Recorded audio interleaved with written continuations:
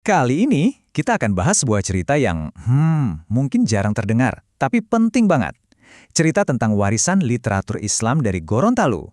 Sebuah cahaya dari timur yang sangat kaya, tapi sayangnya hampir terlupakan. Yuk kita ungkap bareng-bareng kenapa warisan ini harus kita hidupkan kembali.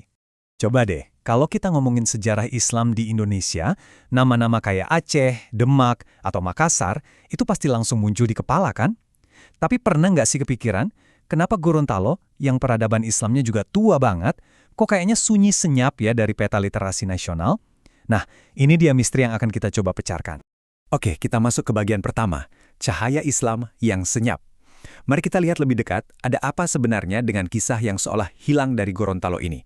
Lihat deh, di peta sejarah Islam nasional kita, ada nama-nama besar yang ceritanya udah kita kenal. Tapi Gorontalo seolah-olah jadi titik kosong. Ini bukan karena mereka nggak punya sejarah loh, justru sebaliknya. Sejarahnya itu tua dan kuat. Masalahnya adalah, kisahnya itu belum tertulis dan tersebar seluas yang lain. Lanjut ke bagian kedua, warisan yang nyaris terkubur. Sekarang, kita akan gali lebih dalam lagi. Apa sih akar masalah dari kesenyapan ini? Jadi, ini bukan cerita baru. Islam di Gorontalo itu udah ada dari abad ke-15. Bahkan nilai-nilainya itu menyatu dengan sistem pemerintahan adat mereka. Tradisinya berakar kuat banget. Tapi ironisnya, hari ini warisan emas itu lebih banyak hidup dalam ingatan, dari mulut ke mulut, bukan dalam bentuk tulisan yang bisa kita baca. Nah, ini dia biang keladinya. Akar masalahnya tuh sebenarnya simpel, tapi dampaknya luar biasa.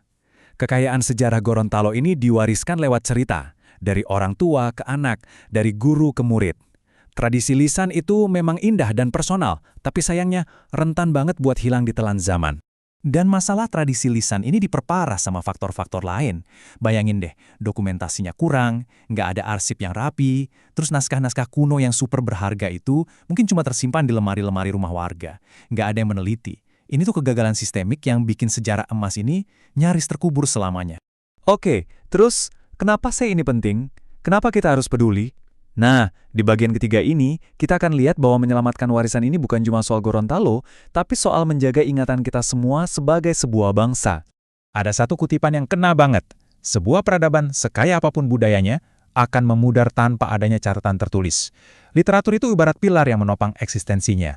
Tanpa tulisan, sebuah peradaban besar cuma akan jadi bisikan di lorong waktu. Jadi, apa aja sih yang bisa hilang kalau kita biarin? Kita bisa kehilangan tradisi unik seperti Hulon Dalo Lipuu, yaitu filosofi kebersamaan khas Gorontalo. Kita juga bisa kehilangan pemahaman mendalam tentang gimana adat dan syariat bisa jalan beriringan dengan harmonis, plus model dakwah yang damai dan inklusif, sesuatu yang relevan banget buat kita saat ini. Oke, cukup bahas masalahnya. Sekarang, saatnya kita bicara soal solusi. Di bagian keempat, kita akan bahas langkah-langkah nyata untuk menyalakan kembali obor literasi ini. Nah, ini dia peta jalannya. Ada 5 langkah strategis yang jelas. Mulai dari turun langsung ke lapangan untuk dokumentasi, mendorong kajian di kampus, mendigitalkan kontennya, memasukkannya ke kurikulum sekolah, sampai advokasi di tingkat nasional. Ini rencana yang komprehensif banget ya. Tapi, ayo kita fokus sebentar ke langkah nomor 3. Ini kuncinya. Menyimpan semua pengetahuan ini cuma di jurnal ilmiah atau perpustakaan, itu sama aja kayak menyembunyikannya lagi kan? Kita harus bawa cerita ini ke tempat di mana masyarakat, terutama anak muda, berada. Disinilah kita bisa jadi super kreatif. Bayangin aja, sejarah ulama Gorontalo diceritain lewat video YouTube, prinsip adat bersendikan syarak dibahas seru di podcast, atau hikayat lokal dibikin jadi konten TikTok dan komik digital. Ini cara kita bikin sejarah jadi hidup lagi dan nyambung sama generasi sekarang. Kita sampai di bagian terakhir, menulis untuk keabadian. Ini bukan lagi sekedar soal strategi, tapi soal membangun sebuah warisan yang abadi. Bangsa yang besar adalah bangsa yang menulis sejarahnya sendiri. Kalimat ini dalam banget maknanya. Kebesaran sebuah bangsa itu memang diukur dari kemampuannya untuk merekam, merenungkan, dan mewariskan kisahnya sendiri ke generasi-generasi berikutnya. Jadi, inilah panggilannya. Sudah waktunya Gorontalo mengambil pena dan mulai menulis. Menulis tentang Islamnya, tentang ulamanya, adatnya, dan nilai-nilainya. Mengubah bisikan-bisikan dari ingatan menjadi sebuah suara yang terdengar jelas dan lantang di panggung nasional. Dan saya ingin menutup pembahasan kita kali ini dengan sebuah pertanyaan reflektif untuk kita semua.